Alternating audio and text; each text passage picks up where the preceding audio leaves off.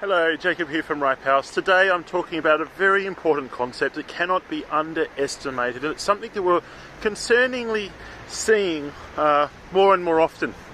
Obviously interest rates are reducing quite quickly and the banks are not necessarily bullish on the direction of the economy, and whether they are right or wrong, that's another story, another conversation. But when they feel interest rates have got more room to go, potentially the fixed rate might be lower than the variable rate, and that's the current scenario. So the fixed rate at the moment is about 0.5% under a comparable loan product with that same lender if it was a variable loan.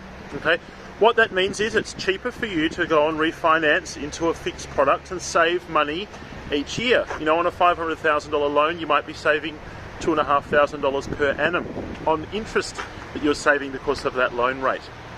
Alright, so a lot of people at the moment, because the fixed interest rate is substantially lower than the variable interest rate, for whatever reason, whether you agree or you don't agree, people are running out and they are refinancing their loans into fixed. It's an easy sales pitch for the bank person, the mortgage broker, to say, hey, you'll save all of this money, let's fix all your loans, okay, let's go back and consolidate them all.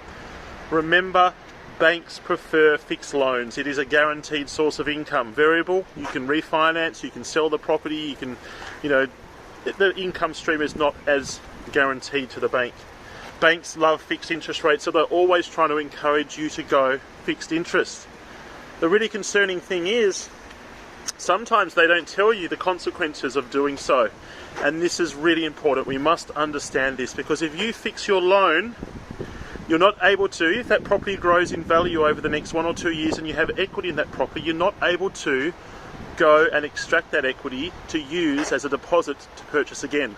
It puts your financial future, your wealth generation, in its tracks. And we're seeing this now on a daily basis, talking to investors, hey, let's go buy again. You've got all this equity sitting here in your properties, 3 or 4 properties. Well done. You've got enough equity to purchase again without using your savings. And then we go, all right, let's talk about the loans that you have on these properties. Fixed. Handbrake is pulled. We cannot purchase any further properties using that equity. It's as if it doesn't exist. And the name of the game in property investing is using equity, using other people's money, using leverage to buy property. And if you can't access that equity, then it's as good as useless. Okay, it's very important. So fixed interest rates, they save you money, but they don't allow you to keep purchasing. They put a big handbrake on things. There is a time when fixed interest rates are appropriate. Okay, if you know that you're not going to be continuing to accumulate property, you've done your job, you've accumulated enough assets and passive income to pack up stumps and to leave your day job, and you know that you're doing this, and you know that for the next 3 or 5 years, the ever term that you're looking at for the fixed interest rate loan, you're not going to be buying a property in that time, then it is okay to go and fix your portfolio and save that money each week in saved interest repayments. Because the consequences, if you incorrectly fix a portfolio and you want to access that equity to continue purchasing, very important, you have to pay a breaking fee, which is extremely expensive.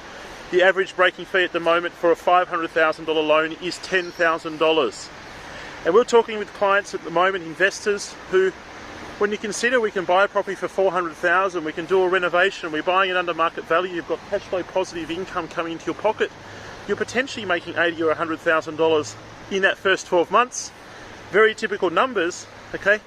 That's the opportunity cost, $80,000 to $100,000. And now we're having to pay $10,000 for the privilege of changing from fixed to variable interest. It's a difficult decision, but it's something we'll have to make. And when we know that these loans have only been fixed 1 or 2 months ago, and the person at the bank hasn't told the client they're not going to be able to access the equity in those properties if they do this, we're seeing a lot of unconscionable conduct at the moment. The investor needs to know. The investor needs to understand the consequences. We're in this game to use other people's money to buy assets to build a net worth. Fixed interest rates are our enemy. I hope that's helpful. Let's talk soon.